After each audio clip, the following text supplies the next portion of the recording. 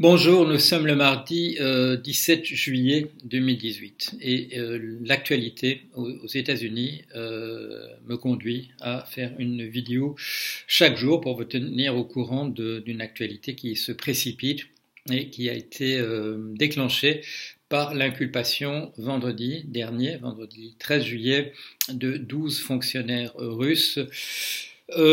Inculpation qui les accuse d'interférence majeure avec les élections présidentielles de 2016.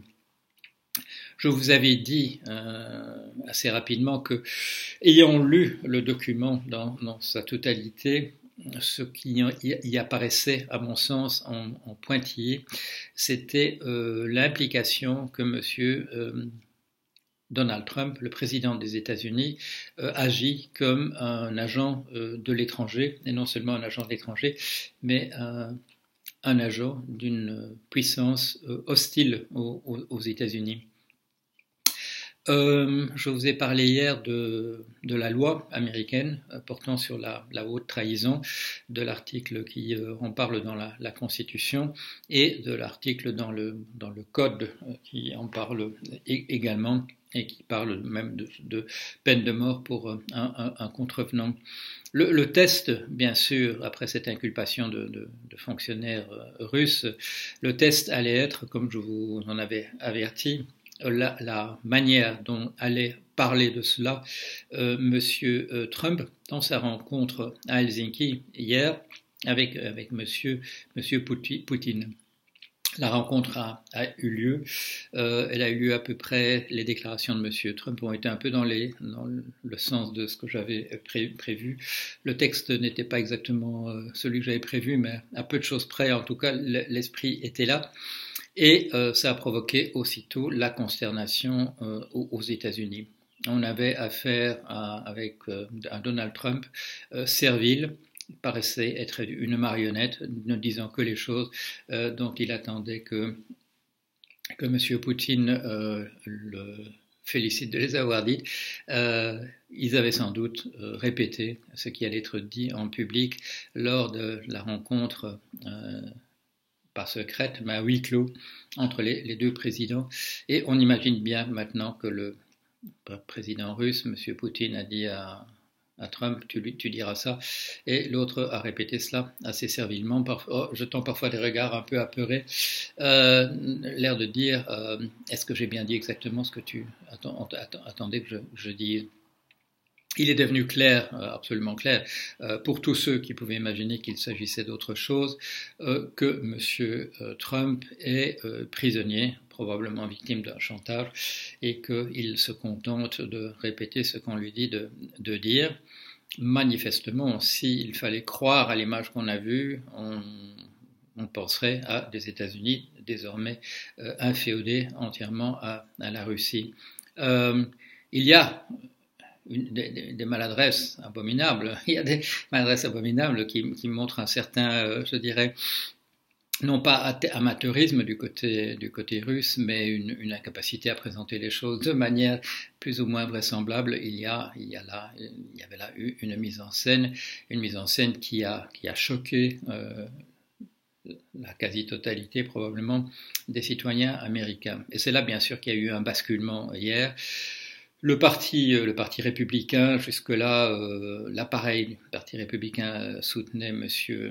Trump de manière absolument inconditionnelle parce qu'il y a une certaine sympathie pour son populisme dans la population.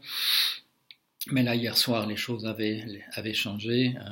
Des personnalités qui avaient soutenu de manière inconditionnelle Trump jusqu'ici, comme Newt Gingrich dans le Parti républicain a parlé de la plus grosse faute commise par Trump. D'autres ont utilisé des termes beaucoup plus durs, comme le sénateur Flake ou comme John McCain, qui ont parlé en des termes tels que les commentateurs que je viens de regarder, quand ils ont dû résumer les propos de ces personnalités de premier plan du Parti républicain, ont résumé cela en disant Trump représente désormais une menace pour la sécurité nationale. Alors, quand les choses sont énoncées de cette manière-là, bien sûr, on n'est plus qu'à 2 doigts de l'accusation de haute trahison et probablement l'inculpation.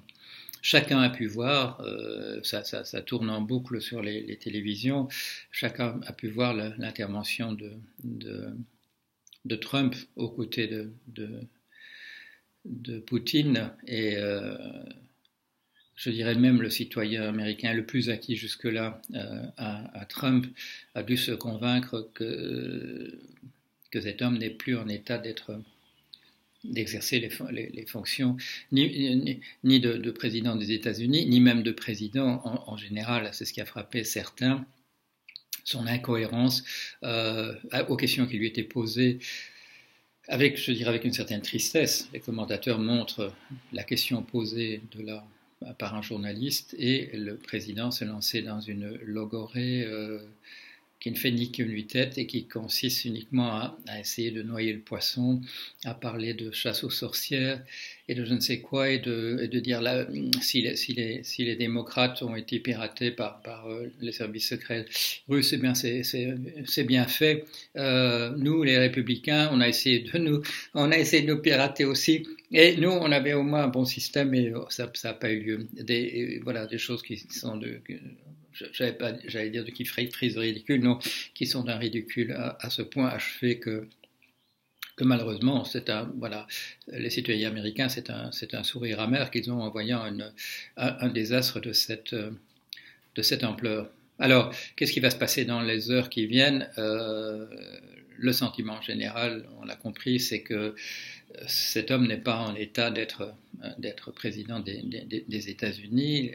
Quand les commentateurs parlent de menaces, de risques pour la sécurité nationale, dans une discussion que je viens de regarder, on disait la chose suivante. Imaginez qu'il y a un incident, par exemple dans un pays balte avec la Russie, et qu'on suive maintenant la politique définie par Trump quand il s'est trouvé au siège de l'OTAN à Bruxelles l'autre jour, en disant oui, donc ces articles qui disent que nous devons intervenir de manière différente, nous les Américains, on regardera ça au cas par cas.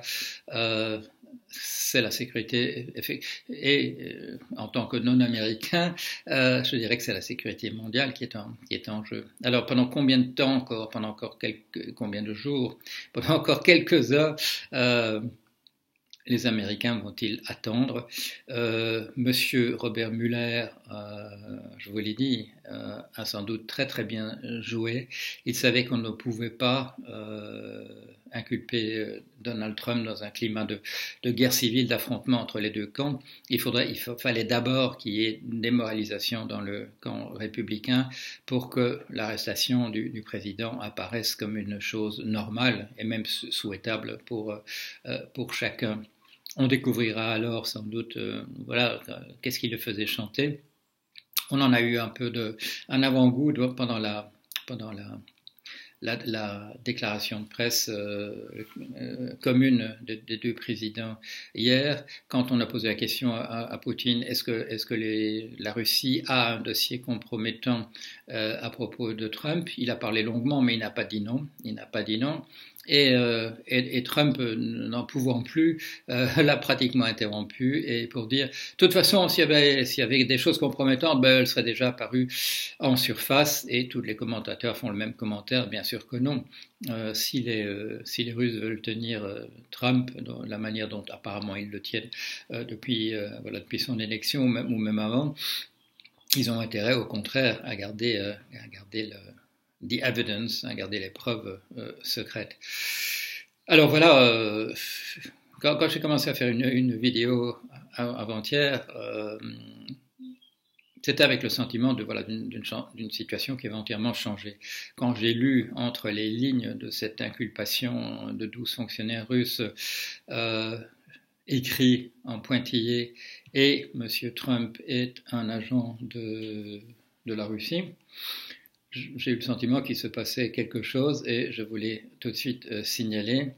Je suis allé fouiller un peu dans les textes pour savoir ce qu'on disait exactement à propos de la haute trahison aux États-Unis.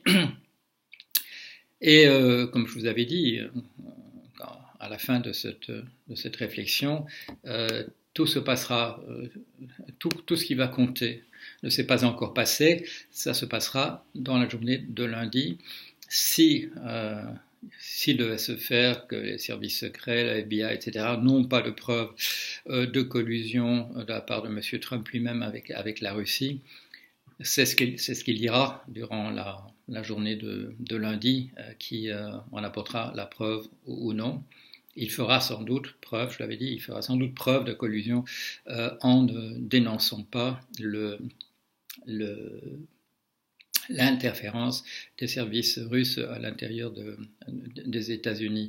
C'est son directeur du renseignement qui a fait quand on lui a demandé hier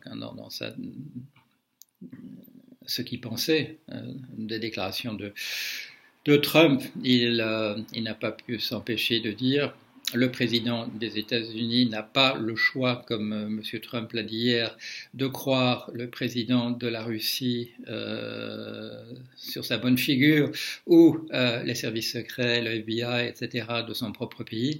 Le président des États-Unis doit croire les services secrets de son propre pays. Et bien entendu, quand Trump présentait comme équivalent, en fait quasiment équivalent, non, pas quasiment équivalent, comme plus important ce qu'avait dit Poutine sur la question en disant non, c'est pas nous, ou bien les 29 pages de description détaillée des actes posés par des fonctionnaires du renseignement, du contre-espionnage russe.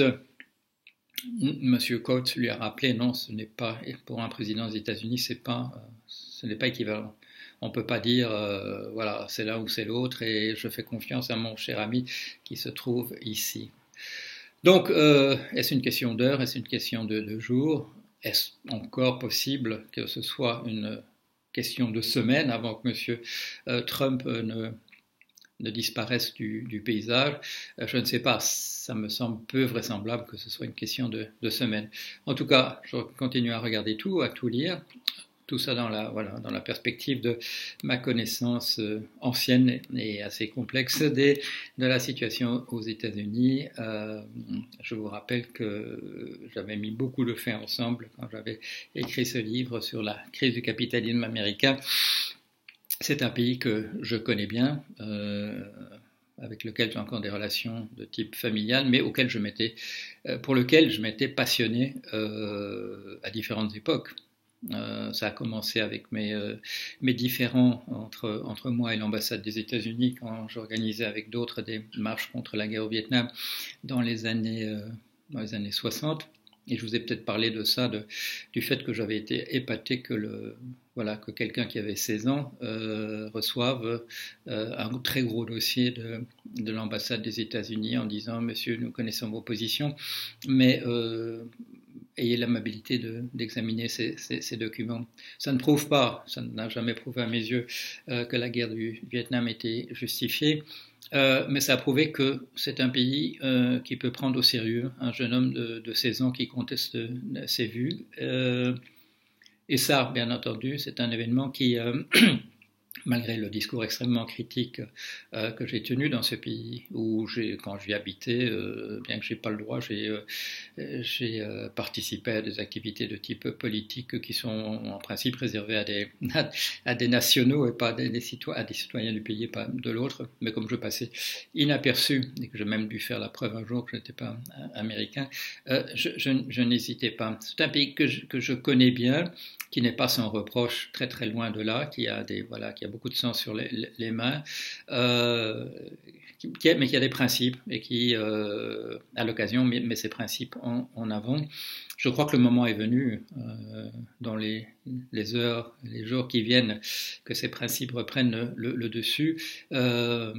Ça ne peut être désavantageux pour personne, quel que soit le regard critique que l'on porte à très juste titre sur la manière dont ce pays se conduit, mais dont il faut comparer les mérites et les défauts dans un cadre qui est celui de l'anthropologue, c'est-à-dire de la nature humaine, ce qui ne constitue pas une excuse pour aucun comportement, mais qui est le cadre dans lequel il faut examiner les choses. Voilà, je continue de vous tenir au courant. À bientôt.